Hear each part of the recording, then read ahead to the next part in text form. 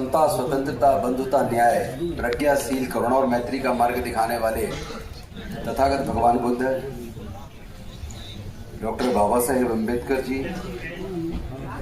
समाज के सभी महापुरुष, ऋषि मुनि, सभी के चरणों में कोटि कोटि नमन करते हुए मंच पे आसीन श्री महराज जी, डॉक्टर टी.सी. राठौर जी, श्री बलराम नायक जी, श्री शंकर नायक जी, श्री बेल्लई नायक जी, श्री राजेश राठौर जी, जे.पी.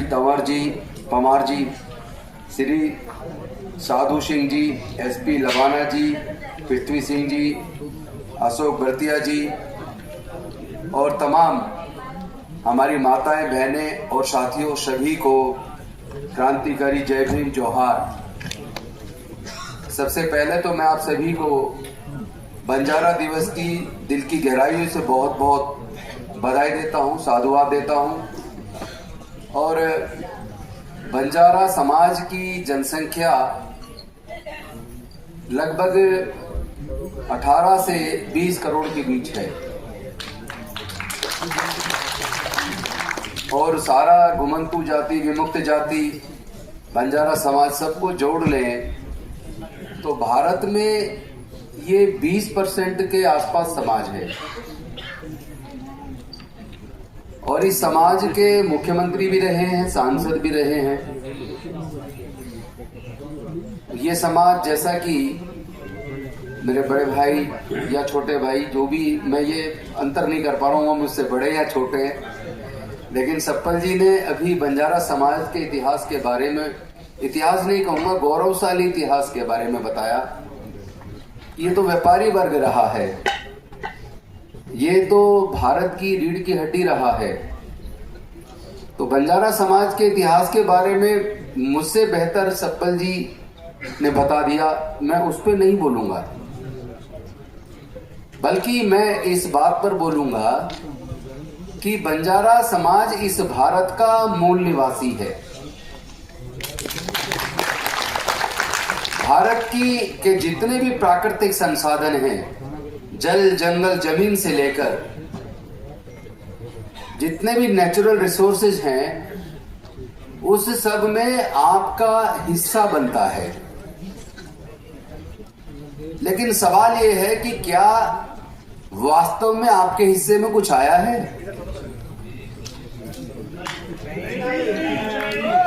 देश के प्राकृतिक संसाधनों में कहीं आपकी हिस्सेदारी, भागीदारी है?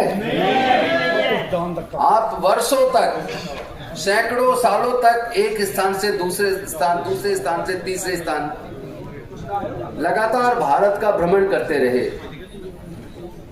लेकिन इस देश में अगर आज मैं आपसे पूछूं कि आपके स्थायी तौर पर आपका इस देश में कुछ है? कुछ नहीं है। तो ऐसे में 2-4 सांसद, विधायक बना देने से क्या काम चल जाएगा?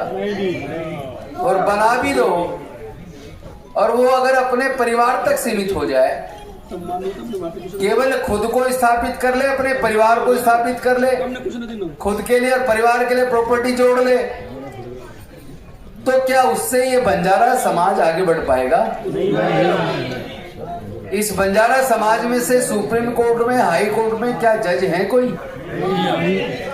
तो हमें अगर ये देखना है कि भारत का एक अहम हिस्सा होने के नाते इस भारत के संसाधनों में, सत्ता में, शासन प्रशासन में ये बंजारा समाज किस जगह एग्जिस्ट करता है, तो पता लगेगा हम कहीं है ही नहीं। इस देश को बनाने में बंजारा समाज का खून पसीना लगा है। लेकिन आज जिस हालात में आप हैं, अगर उस हालात का सही अध्ययन किया जाए तो अगर आप 20% हैं तो आपके हिस्से में तो 2% भी नहीं आया। तो हम लोग कितने पिछड़ गए, इसके कारण अगर हम नहीं जानेंगे तो मुझे नहीं लगता कि कभी इलाज कर पाएंगे।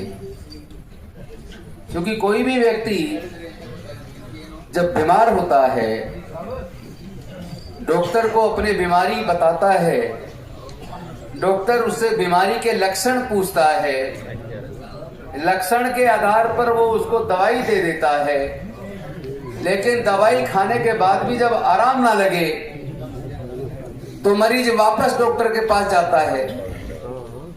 फिर डॉक्टर उसके कई प्रकार के ब्लड टेस्ट कराता है, यूरिन टेस्ट कराता है, कई प्रकार के टेस्ट कराता है। वो टेस्ट इसलिए कराता है ताकि उस बीमारी के असल कारण को जान ले। और जब वो टेस्ट करने के बाद रिपोर्ट आती है, रिपोर्ट से उसको बीमारी के सही कारण का पता चल जाता है। उसके बाद डॉक्टर उसका इलाज करता है तो मरीज ठीक हो जाता है। लेकिन इस देश में, इस देश के दलित, आदिवासी, पिछड़े वर्ग के लोग, वंचित वर्ग के लोग,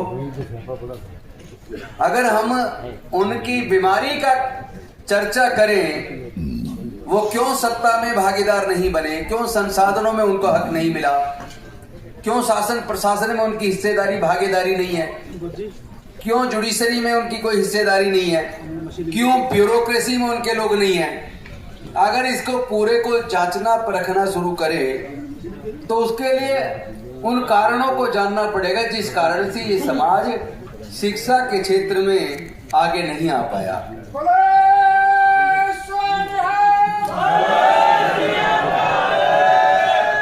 मैं केवल एक पॉलिटिकल व्यक्ति की तरह भाषण दे के अगर चला जाऊं तो उससे कोई हल तो निकलेगा नहीं।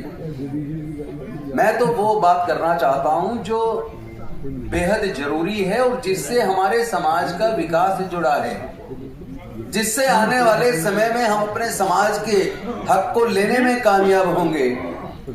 लेकिन वो कामयाबी तब मिलेगी जब हम उसके कारण को जान लेंगे।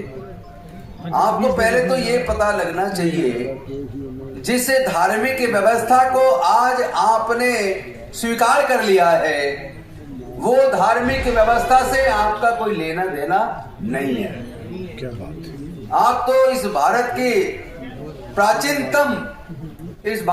प्राचीनतम जो नस्ल है वो आप हैं, और आपका जो धर्म है वो प्रकृति है।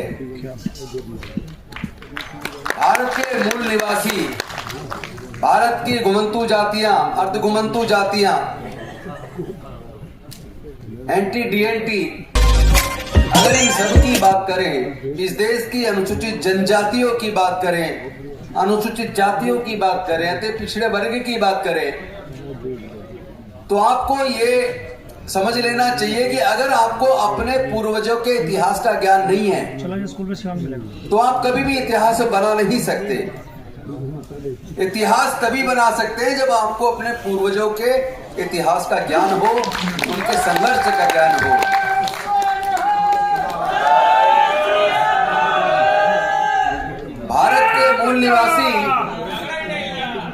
भारत के मूल निवासी प्रकृति पूजक रहे हैं।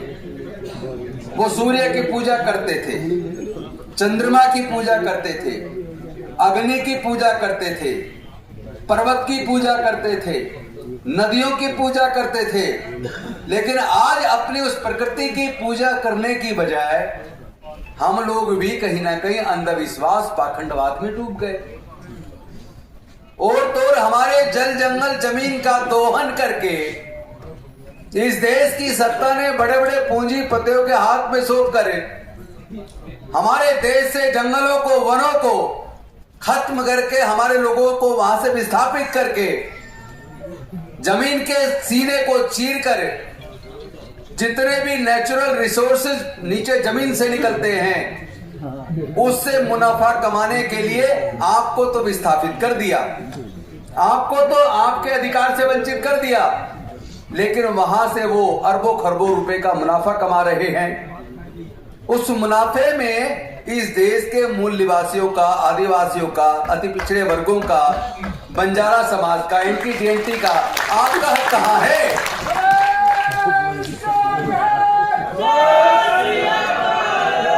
तो आपके हक को किसने खाया है, यह जानना बहुत जरूरी है। हमारी बदहाली का बहुत बड़ा कारण यह है कि जिस प्रकृति की हम पूजा करते थे, जिस प्रकृति की हम रक्षा करते थे, जिन नदियों को, जंगलों को, पहाड़ों को हम संरक्षित किया करते थे, आज बड़े बड़े पूंजीपतियों ने उसको सत्ता का इस्तेमाल करके हमसे छीनकर हमें बेदखल कर दिया और हम चुप बैठे हैं।